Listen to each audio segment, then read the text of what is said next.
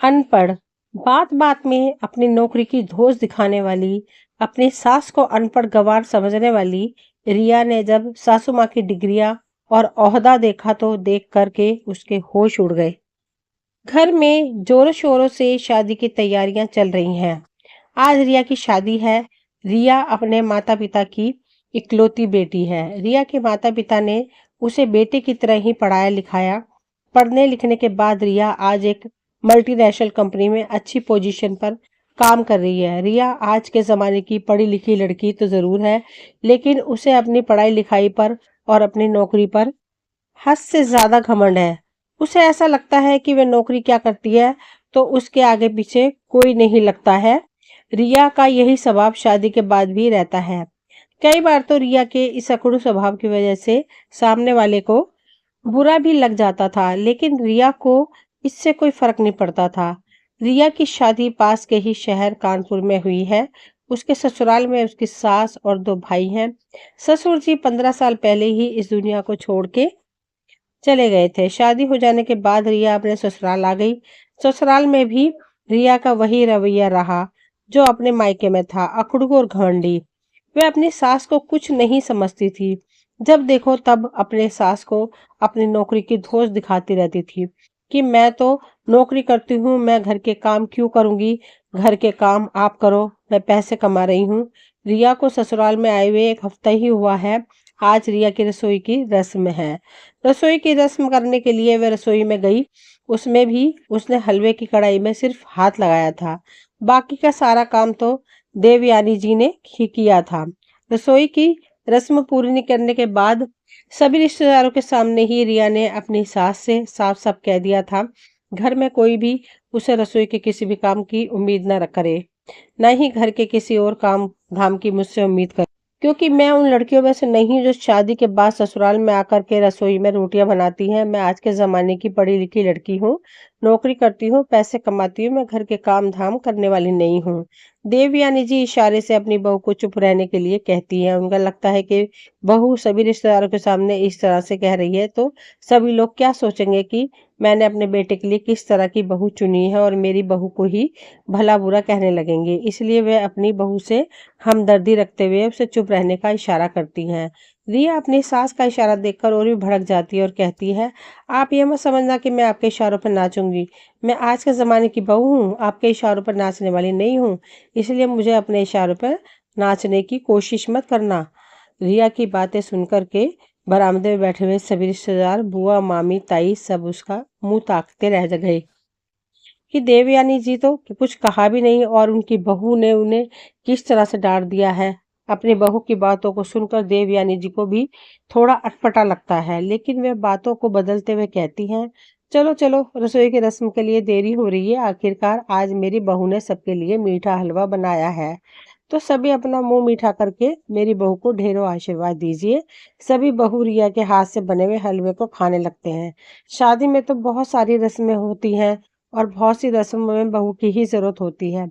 दूसरे दिन देवयानी जी अपनी बहू से कहती हैं, बेटा, कल तुम्हारी मुंह दिखाई की रस्म रखी है, उसमें सभी रिश्तेदार आएंगे और सारे बड़े बूढ़ों को भी बुलाया है।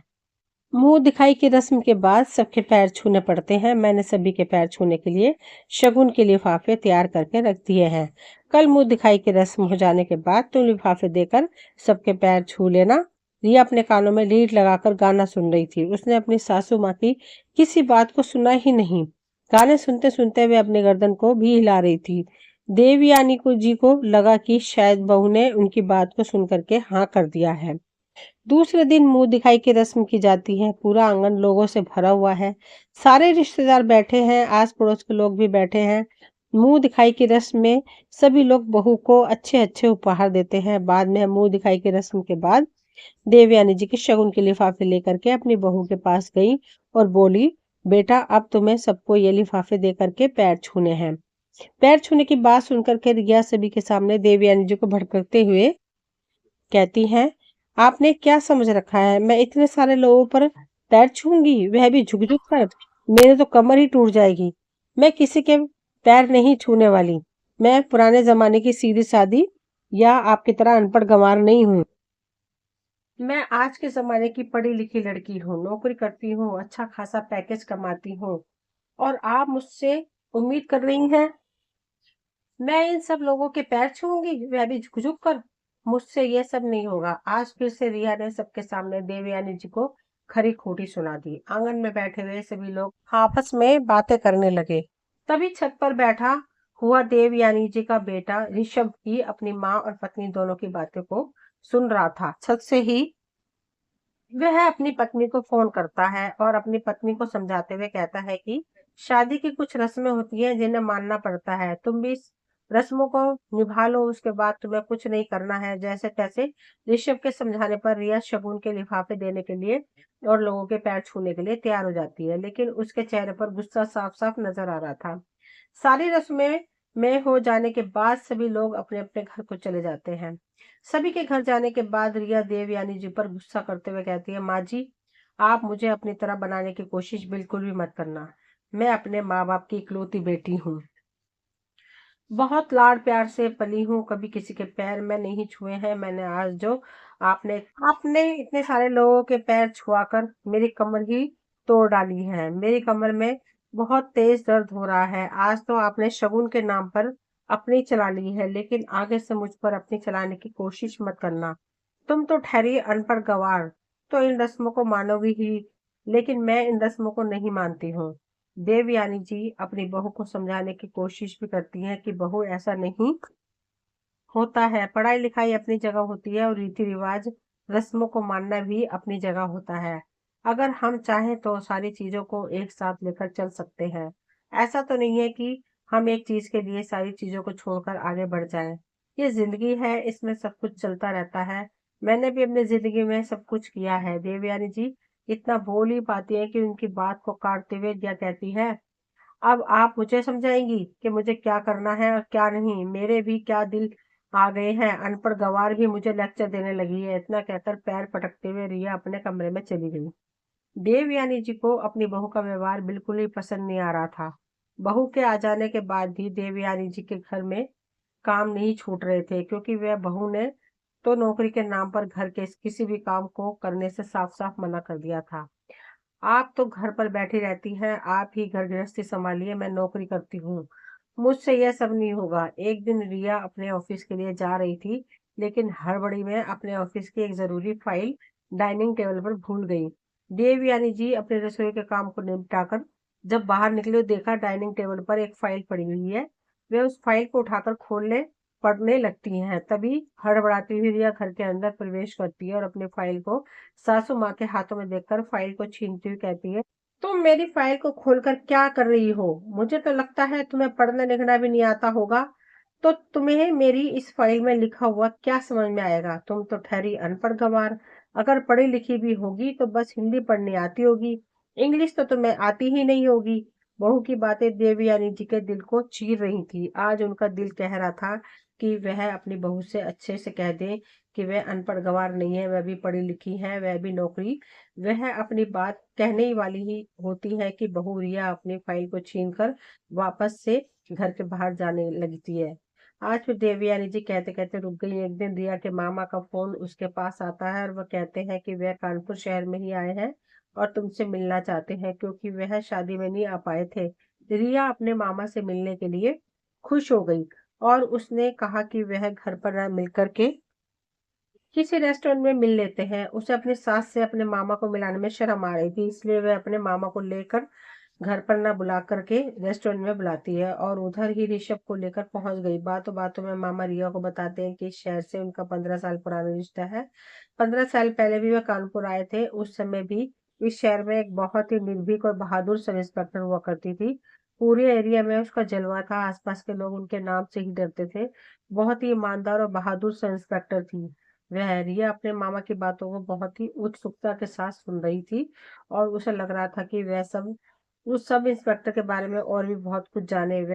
मामा से कहती है, मामा, क्या आप उन सब इंस्पेक्टर से मिले थे? आप उनको कैसे जानते हैं? हाँ रिया, मैं उनसे मिला था और फिर वाकया मुझे आज भी याद है। जब मैं अकेला कानपुर में हाईवे के पास से गुजर रहा था तो हाईवे के पास से ही 3 से 4 लोग बैठे हुए थे। मुझे रास्ता समझ नहीं आ रहा था, तो मैंने उनसे रास्ता पूछने के लिए अपनी कार को रोका, तो वे तीनों मेरे कार के पास आ गए और कांच को नीचे करने के लिए कहा। जैसे ही मैं कांच को नीचे किया, गेट खोलकर फाटक से तीनों लोग मेरी कार में आकर बैठ गए। मेरी गर्दन पर चाकू रखकर बोले, जितने भी पैसे और कीमती सामान है वे मुझे दे दो, और गाड़ी की चाबी भी निकाल कर मुझे दे दो। मैंने डर के मारे सब कुछ उन चोरों को दे दिया, लेकिन इत्तेफाक से वे मेरा फोन लेना भूल गए और मुझे सड़क पर फेंककर मेरी कार लेकर भाग गए। सड़क पर फेंकने की वजह से मेरे सर पर बहुत चोट आई थी। बहुत सारा खून भी निकल गया था। मैं बेहोश हो गया, मेरे हाथ और पैर में फ्रैक्चर हो गया था। जब होश में आया तो देखा आसपास कोई भी नहीं था। थोड़ी देर बाद जैसे ही मेरा हाथ मेरी जेब पे गया, मैंने देखा फोन तो मेरे पास ही है। सटाक से मैंने पास के ही पुलिस स्टेशन में फोन कर दिया। पुलिस स्टेशन बहुत ही नजदीक था। उस पुलिस स्टेशन में उस समय देवयानी चौहान सब इंस्पेक्टर थी। वे अपने 2 पुलिस वालों के साथ 5 मिनट के अंदर ही मेरे पास आ गई। मैं उन सब इंस्पेक्टर को देखकर हतप्रभ रह गया, क्योंकि वे बहुत ही बहादुर थी। उसे चोरों का सारा पता पूछने के बाद उन्होंने अपनी गाड़ी में बिठाया और चोरों की गाड़ी का पीछा करने लगी। थोड़ी दूर जाकर ही उन्होंने चोरों की गाड़ी पर एक फायर किया, जिससे उनकी गाड़ी पंक्चर हो गई। चोरों ने भागने की कोशिश की, लेकिन देवयानी जी ने बहुत ही बहादुरी के साथ उन तीनों चोरों को पकड़कर जेल में डाल दिया और मेरा सामान वापस से दिला दिया। मुझे अस्पताल में भर्ती कराया। मैंने देवयानी जी का तहे दिल से शुक्रिया किया। आज इस वाक्य को 15 साल बीत गए हैं, रिया, लेकिन जब भी इस शहर कानपुर में आता हूँ वे वाक्य ताजा हो जाता है और बार बार मेरा मन देवयानी जी से मिलने के का करता है। रिया उत्सुकता से पूछती है, मामा क्या आप बाद में उनसे मिले? हाँ रिया, ठीक होने के 4 दिन बाद मैं अपनी पत्नी और बच्चों के साथ उस पुलिस स्टेशन में देवयानी जी का धन्यवाद करने के लिए आया था कि आज आपकी ही वजह से मैं बच गया। आपने मुझे समय पर अस्पताल पहुंचाया, नहीं तो पता नहीं मेरा क्या हाल होता। पुलिस स्टेशन पर लेकिन पुलिस स्टेशन पहुंचकर पता चला कि सब इंस्पेक्टर देवयानी ने 2 दिन पहले ही इस्तीफा दे दिया है। शायद उनका कोई निजी मामला था, जिसकी वजह से उन्होंने इस्तीफा दिया था। मैंने उनको कई जगह ढूंढने की कोशिश भी की, लेकिन वे मुझे नहीं मिली। फिर मैं वापस चला आया। रिया अपने मामा की बातों को सुनकर के अचंभित हो रही थी और उनका मन भी देवयानी से मिलने को मन कर रहा था। एक बार उसके मन में ख्याल आया कि उसके सास का नाम भी देवयानी है। कहीं उसकी सास वही देवयानी तो नहीं है? लेकिन फिर वह सोचती है, नहीं नहीं, मेरी सास तो अनपढ़ गंवार है। वह कैसे पुलिस इंस्पेक्टर हो सकती है? वह तो पूरा दिन घर के कामों में और रसोई में ही लगी रहती है। अगर मैं उससे कुछ कहती हूँ तो पलट का जवाब भी नहीं देती है। जबकि मामा तो कह रहे थे कि वह पुलिस इंस्पेक्टर बहुत ही निर्भीक और बहादुर थी। मेरी सास तो मुझे बिल्कुल भी बहादुर नहीं लगती है, तो यह देवयानी नहीं हो सकती। यह मेरे मन का भ्रम है। और क्या दुनिया में एक ही देवयानी है? बहुत सारी देवयानी है। थोड़ी देर में ऋषभ भी वापस आ गया और कहता है, सॉरी मुझे बहुत देर हो गई, ऑफिस से जरूरी कॉल आ गई थी, इसलिए आप लोगों की बातों को सुन नहीं पाया। लेकिन मामा जी, आप इधर तक आए हैं तो एक बार घर जरूर चलिए। आप इधर से वापस नहीं जा सकते। आप हमारी शादी में भी नहीं आए थे, इसलिए अब तो आपको हमारे घर चलना ही पड़ेगा। ऋषभ मामा जी से बहुत ज्यादा आग्रह करता है। हालांकि रिया का बिल्कुल भी मन नहीं है कि ऋषभ मामा जी को अपने घर ले जाए और अपनी अनपढ़ गंवार सासू माँ से मिलवाए। उसे तो बस पढ़े लिखे लोगों से मिलना, उनसे बातें करना और अपने स्टेटस के लोगों के साथ मिलना जुलना पसंद था। वह अपनी सास को सास समझती ही नहीं थी। ऐसे लगता था कि जैसे घर की नौकरानी हो। ऋषभ के कहने पर रिया अपने मामा जी को अपने ससुराल ले आई। मामा जी हाल में आकर सोफे में बैठ गए। रिया अपनी सास को आवाज देते हुए कहती है, माँ जी, मेरे मामा जी आए हैं, जरा चाय बनाकर ले आए। आओ, साथ में पकौड़े भी बना लाना, खाली चाय लेकर मत आ जाना। देवयानी जी चाय और पकौड़े बनाकर जैसे ही हॉल में प्रवेश करती है, उनको देख करके मामा जी खड़े हो जाते हैं और जा करके उनके पैर छूने लगे। अरे देवयानी जी, आप, मैंने आपको कितना ढूंढा और आप मेरी रिया की सास है, मुझे पता ही नहीं था। रिया, तुमने मुझसे नहीं बताया कि तुम्हारी सास ही सब इंस्पेक्टर देवयानी चौहान है? रिया का मुंह मामा की बात सुनकर खुला का खुला रह गया। मामा, आप कैसी बातें कर रहे हैं? मेरी सास कोई सब इंस्पेक्टर नहीं है, वह साधारण सी गृहिणी है। घर के सारे काम धाम करती हैं और आपको उनको देखकर लगता है कि वह सब इंस्पेक्टर होंगी। जरूर आपको कोई गलत फहमी हुई है। यह वह देवयानी नहीं है, कोई और देवयानी होगी। नहीं नहीं रिया, यह वही देवयानी थी। Sub inspector Devyani Chauhan. मुझे उनका चेहरा बहुत अच्छी तरह से याद है। देवयानी जी चाय के पकौड़े की प्लेट को डाइनिंग टेबल पर रखते हुए कहती है, जी मैं ही सब इंस्पेक्टर देवयानी चौहान हूँ। आपने मुझे बिल्कुल सही पहचाना। अपनी सासू माँ के मुंह से सब इंस्पेक्टर देवयानी चौहान सुनकर के रिया के होश उड़ गए। तो उसे तो समझ ही नहीं आ रहा था कि यह सब क्या हो रहा है। उसकी सास सब इंस्पेक्टर थी जिसको वह पिछले 4 महीनों से अनपढ़ गंवार समझ रही थी। वह अपने समय पर सब इंस्पेक्टर रही। मैंने उनका कितना बार अनपढ़ गंवार का कहकर अपमान किया है, कितनी बार अपनी नौकरी की धौंस दिखाई है, लेकिन मुझे नहीं लगता था कि मेरी सास सब इंस्पेक्टर थी। वह भी नौकरी करती थी। तभी रिया के मामा जी कहते हैं, शायद आप मुझे नहीं पहचान रही हैं, लेकिन मैं आपको बहुत अच्छी तरह से पहचान गया हूँ, अच्छी तरह से आपको जानता हूँ। आपको याद है एक बार आपने रात में मुझे चोरों से बचाया था और अस्पताल में भर्ती कराया था। अगर आप सही समय पर मुझे अस्पताल में भर्ती ना कराती तो बहुत सारा खून बह जाने के कारण मेरी मौत भी हो सकती थी। ठीक हो जाने के बाद मैं फिर से पुलिस स्टेशन में अपनी पत्नी और बच्चों के साथ आपसे मिलने के लिए आया था और आपका धन्यवाद करने के लिए भी आया था, लेकिन आप मिली ही नहीं। आप मुझे इधर क्यों नहीं मिली? आपने इस्तीफा क्यों दे दिया था? अब तो रिया की धड़कनें तेज होती जा रही थी। वह यह जानने के लिए उत्सुक थी कि क्या ये सच में उसकी सासू माँ सब इंस्पेक्टर थी, और अगर थी तो आखिर उसकी सासू माँ ने इस्तीफा क्यों दिया था। देवयानी जी कहती है कि तुम्हें बचाने के 2 दिन बाद में ही मेरे पति का एक एक्सीडेंट हो गया था, जिसमें उनका देहांत हो गया था। घर में मेरे 2 छोटे छोटे बेटे थे, साथ में मेरी बूढ़ी सास भी रहती थी। उनकी तबीयत बहुत खराब थी। उनकी देखभाल के लिए किसी एक का घर में होना बहुत जरूरी था। जब मेरे पति थे तो वह घर की सारी जिम्मेदारियां को अपने अच्छी तरह से संभाल लेते थे और हमेशा मेरा साथ देते थे। उन्होंने कभी ऐसा नहीं सोचा कि तुम नौकरी करती हो और मैं घर संभालता हूँ, जबकि मैं अपने पति का घर संभालने में पूरा पूरा साथ देती थी। ड्यूटी जाने से पहले घर के सारे काम करके जाती थी, खाना बना कर जाती थी, सासू माँ की दवाइयाँ निकाल कर रख जाती थी, बच्चों की टिफिन तैयार करती थी। शाम को जब ड्यूटी से आती थी तो घर जाकर सबके लिए खाना बनाती थी। कभी भी किसी काम के लिए मैंने अपने पति या सास से शिकायत नहीं की। मैंने अपने घर को, बच्चों को और अपनी नौकरी को बहुत अच्छी तरह से संभाला है। लेकिन मेरे पति के जाने के बाद मुझसे अकेले यह सब कुछ नहीं संभाला जा रहा था। मैंने अपने बच्चों की खातिर नौकरी छोड़ दी। थोड़े बहुत पेंशन आते थे कि उसी से ही अपने बेटे को पढ़ाया लिखाया, घर के खर्च चलाए। मेरी मजबूरी थी नौकरी को छोड़ना, इसलिए मुझे नौकरी छोड़नी पड़ी। देवयानी जी की बात सुनकर के रिया उनके पास जाती है और कहती है, माँ जी आपने मुझे कभी क्यों नहीं बताया कि आप अपने समय पर सब इंस्पेक्टर रही, जबकि मैंने तो आपको कितनी बार अनपढ़ गंवार कहा। बहू ने कई बार तुम्हें बताने की कोशिश की, लेकिन शायद तुमने सुनने की जरूरत ही नहीं समझी। मेरी बात को आधा अधूरा सुनकर ही मुझे अनपढ़ गंवार बोलकर निकल जाती थी, कभी मेरी बात पूरी सुनी ही नहीं। तो मैं तुम्हें क्या बताती।